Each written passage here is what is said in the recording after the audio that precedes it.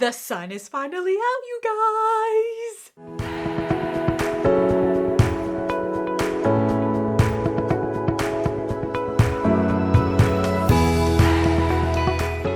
Hi! As you guys can see for the title, today I am doing my wrap up of the palettes that I used in the month of January. I wanted to showcase a way to keep myself accountable as well as sharing with you guys how it is that I pick palettes, because I have gotten this question quite a few times, and even more so now that I have put out there my eyeshadow palette collection. You guys were curious, how is it that I have so many and how do I rotate through all of them? I wanted to bring back this series where I share with you guys what palettes I pull out for the month, and I'm going to give you an explanation, and there may be months where I want to get rid of things or not. So I have my pile here today of all the palettes that I used in the month of January that were not in project pans. To make that very clear, because I do have palettes that I'm using in project pans, but I also have palettes that I pull out to not get myself bored and to be able to rotate through the rest of my shadows. So if you're interested, let's do this.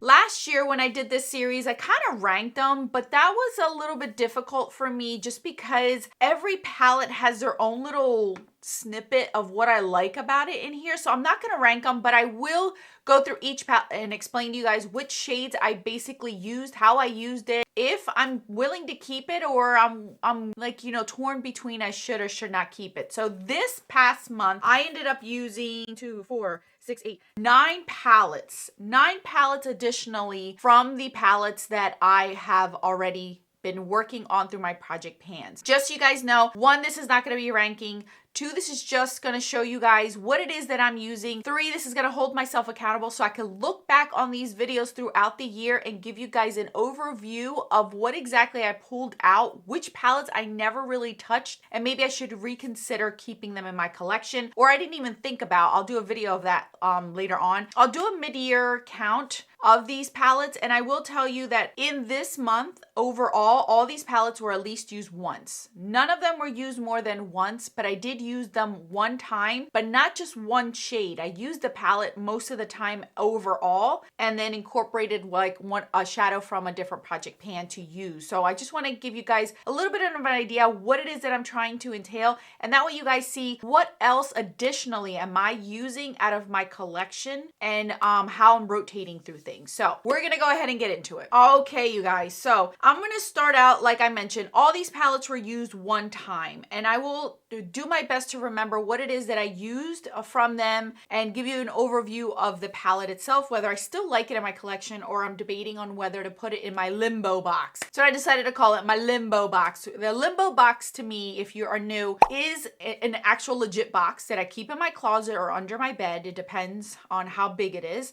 And I pull things out, and it doesn't just have to be eyeshadow palettes. It's my overall makeup collection. I pull out things that I am on the fence of whether to keep or not. If I am still torn of why I'm keeping it, I'll put it in my limbo box to see if I even miss it. And if I don't, that's an indication that I should just pass it along, throw it out if it's too old, get it out of my collection, because obviously I haven't thought about it, so why keep it in my collection if I was already torn between that? So I'm starting a new box this year, you guys. My box is officially empty. You know, last year I did quite a bit of decluttering and passing along, and that theme is continuing this year. I told you guys I still want to go through my collection and rotate and see if I still have things that I just don't want anymore. Let's start out with the first 2 palettes. So these are the 2 palettes that I first started out with this January in the beginning, because one I got as a gift, the other one both of them I got as gifts, but from 2 different people. So the first one I want to share with you guys is the Stone and Rock palette. This one I did a whole look on. I used this green one.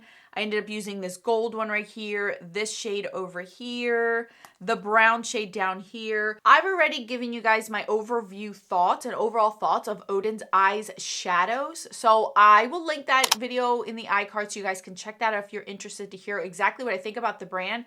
But I'm talking about this specific palette. I love the color story overall of this palette. I really, really do. I can see myself reaching for this one more just because it is my favorite tones. It is green, my favorite color, and it has different kinds of undertones and hues of green. So I really do enjoy it. This one was a good pick for me. I really do like this one, and I can see myself using this one quite a bit. I only used it the one time as all the rest of the palettes, but I did come out with a really pretty look. I think I might pull this one out again in the month of March when I use more green themes to get more use out of this one and try to see what else I can come up with this palette. The other one was the Jewels and Gems palette. This one was gifted to me as well.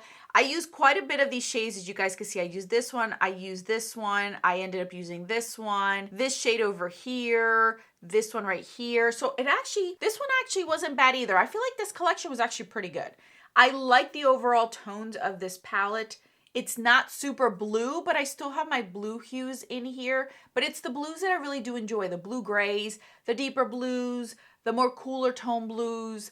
Those kinds I like. I really do like for this time of year. It really was appropriate for this past month, and I really do like it. So for the one time that I did use it, I did enjoy that one as well. This is the third one that I got as a gift, so I wanted to use it again this month. This was sent to me by my friend Lisa. I did a whole what I got for Christmas for my members. So if you're interested, I'll leave all the information down to sign up for my memberships, and you guys can check out extra videos and perks out of there. But I did showcase what I got, and this was one of the palettes that I did get for Christmas from her. I'm surprised at how much I like the mattes. The mattes are really soft and buttery.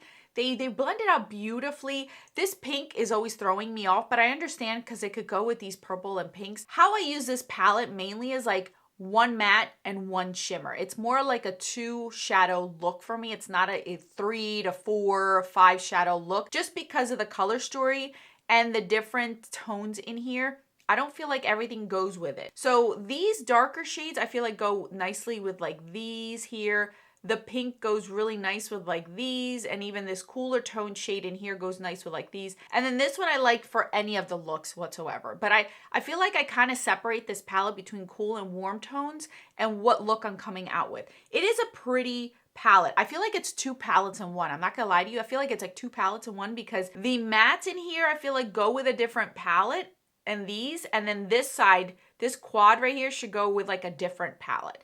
So I'm getting 2 different looks whenever I reach into this palette, but overall I like the formula. So the one time that I did use this, I did enjoy it. I really did enjoy it. I think her formula is really nice. Would I spend the money on this? I don't know, but I'm happy I got it as a gift because I will use it. I think that that's a really nice one, and it goes throughout the whole entire year, not just one specific season. All right, let's move on. This palette I pulled out. This is the Urban Decay Naked Robin Eisenberg. So this is an older palette, as you can see, obviously. I gravitated towards all these shades down here.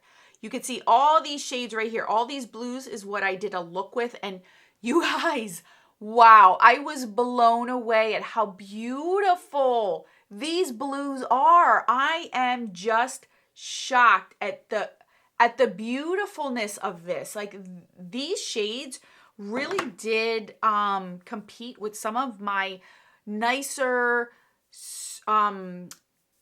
palettes that have like this glitter topper, not topper, but these glittery pretty blues in here. Is just really, really nice. I really enjoyed this palette. I was surprised at how much I really liked it. I heard this palette was good, but I really didn't dabble into this side as much. And now I took advantage, pulled this out for the blues section. Loved the look, absolutely loved it. There is nothing wrong. Even this shade right here, the deepest shade, you guys, it is so pretty. So pretty, blended so nicely, worked really well with everything. These 3 tones, this one has more purple, this one has more blue, and this one has like more of a green shade. So you're getting 3 different blues, but they're all such pretty, and they really touch the light beautifully. I enjoyed it very, very much. Beautiful palette. I am very surprised at how much I really enjoyed this one. All right, next one up is the Nabla Midnight. This should be no surprise, you guys. I've loved this one. These blues all around here are so stunning. The only one that I feel like it's out there is this shade right here. Every time I pull this palette out, I don't reach for the shade, not because I don't like it. It's just, I don't feel like it goes with the blues. I don't know. It just sticks out like a sore thumb to me. It really does. So I have to make a point to pull this out to try to use that shade because I mainly pull it out for all these blues right here. Beautiful palette. This shade right here is a shade that you can find in this palette that I swatched, but just 10 times more sparklier and like glistening and more crystal looking. It's really, really pretty. I really enjoy this palette. One of my favorite blue palettes that I have in my collection, honestly. This one, okay, so this one, I really mainly pulled it out for the blues right here. I ended up doing an all matte look and then I added a glitter topper on top. And I will say for the age of this palette and for the shades that it has, they really pack a punch. They're super soft and buttery. And this blue is just dynamite. I loved it. Absolutely loved it. Look at that, you guys. This matte is ridiculous. I forgot how beautiful this formula is. So I'm just happy I pulled this back out. It's just stunning. It really, really is. I didn't reach for these two shades right here, and I may keep this out for the month of February to reach for those, but I did end up reaching to these two and then put this all over the lid and then added a glitter topper to it. It was really, really pretty. Very happy I pulled that one out. All right, this one. So this is the Game Beauty Cairo one. This is one of my newer blues into my collection. It is a pretty palette. I do like the palette. My only gripe with this palette is it's very similar to another palette I'm going to share with you guys that I pulled out this month.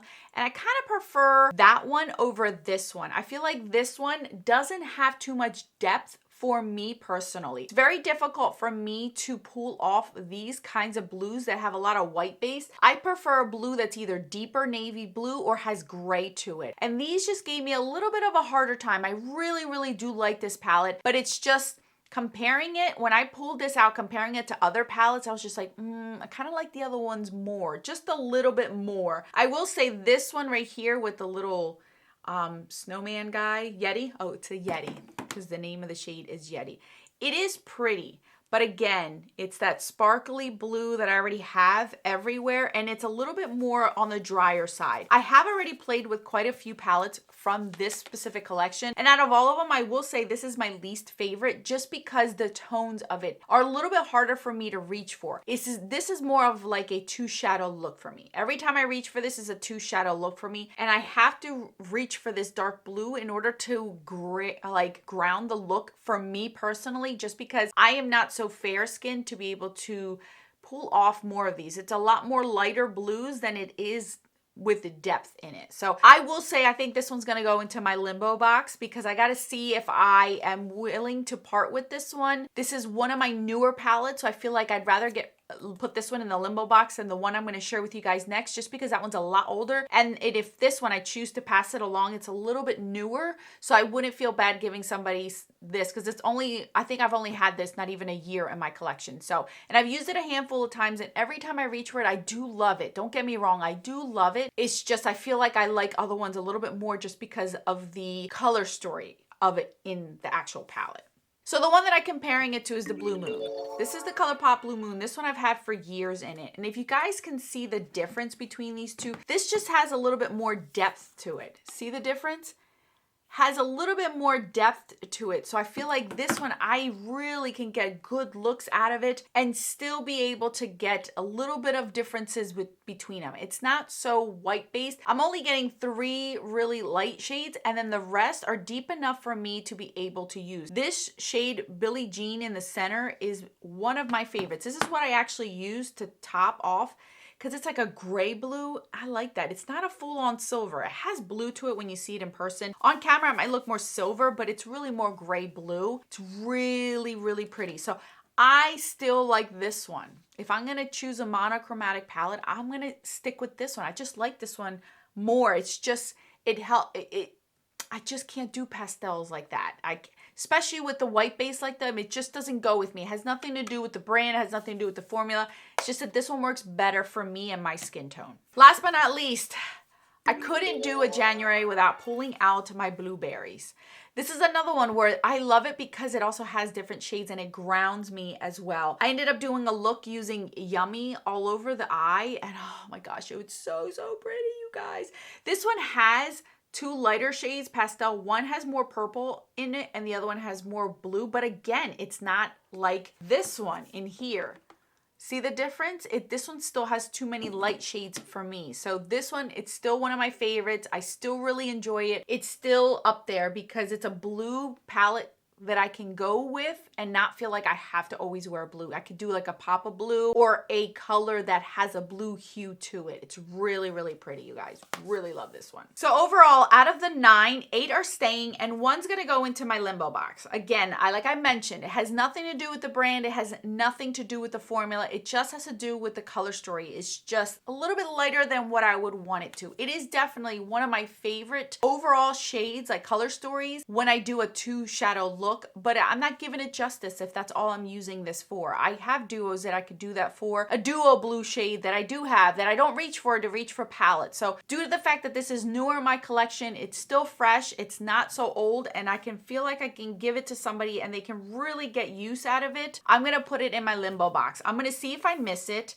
I'm gonna see if it's something that I still wanna reach for and enjoy and love, then I'll pull it back out. If not, after a few weeks, then I'll know that I will be letting this one go. So this one, for the meantime, because I'm doing that limbo box, anytime I pull a palette out into my limbo box, so you guys know, I am going to end up deleting it off of my wheel. So when I do pan those eyeshadows or Project 50 uses, or even deca panning, I don't bring it in because if I'm intending to get rid of a palette, I don't want to use it or hit pan on it. I want to give it to that person fresh. So I'm not going to keep it into my collection, but I'm still going to keep it in my database to know that it's still here and I have to make a decision on it. So 1 palette out of 9 total. Actually, that's pretty good. I didn't expect to do that, you guys, but when I sat down to film this video, and looking at everything overall, I have to be honest with myself. I appreciate it. This was sent to me in PR. I have a coupon code with them. You guys know I really, really do like Game Beauty.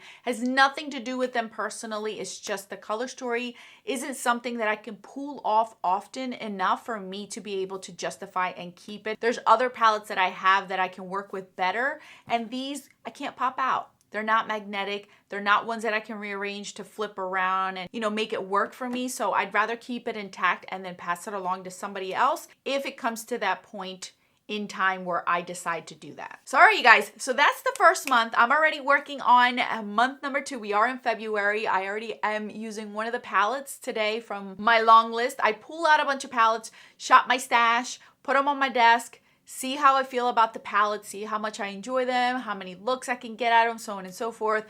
Most of the time, unfortunately, I can only reach for a palette one time if I'm trying to go through most of my collection, as you guys know. And plus, I pan those eyeshadows, Project 50 uses, so I have to always consider that as well. But I will make it a point to at least use as many shades as I possibly can out of the palette to try to come up with a look that is cohesive and not just pulling out one shade, because one shade is not really giving me the whole story of the palette itself. So I hope you guys enjoyed it. If there's any way you want me to tweak this, let me know. For now, this is working for me. It's gonna keep me accountable. You guys will see what I'm pulling out of my collection, so then you guys see how much I use and rotate throughout each month. And I do want to tally out at the end of the year how many palettes did I end up pulling out versus how many didn't get touched this year, so then I can give myself an idea of what my true collection could look like if I were to dwindle down the numbers. All right, you guys, that's all that I have for you guys. Thank you guys so much for watching. More videos on the screen for your enjoyment. Until then,